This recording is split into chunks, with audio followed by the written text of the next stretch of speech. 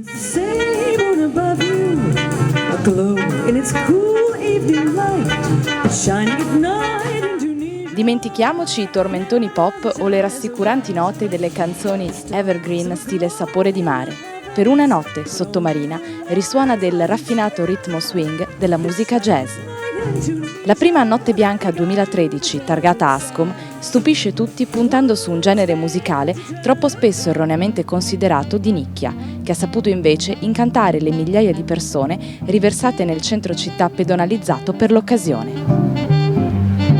Viale Padova, via Venezia, piazzale Italia e viale Veneto per una notte dicono addio al traffico e si popolano di residenti e turisti che le percorrono al ritmo della musica proveniente dalle 6 postazioni spettacolo allestite.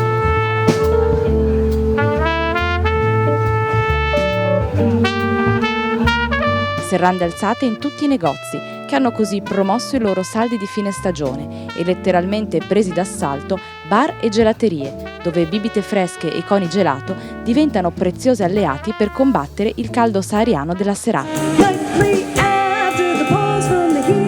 Di straordinario livello qualitativo l'offerta musicale che Ascom, in collaborazione con l'Associazione Lirico-Musicale Clodiense, regala alla città. Artisti nazionali ed internazionali provenienti dalla prestigiosa New School for Jazz and Contemporary Music di New York e dal Conservatorio Venezia di Rovigo hanno dato sfogo al loro estro artistico, puntando sulla calcolata improvvisazione tipica di questo genere musicale e sulla sua caratteristica di saper inglobare altri linguaggi, dalla musica caraibica al rock, rigenerandosi continuamente. Ancora ricco di appuntamenti il calendario del progetto Chioggia da Vivere promosso da Ascom, di cui Not Jazz fa parte. Ma se è vero il detto che chi bene inizia è a metà dell'opera...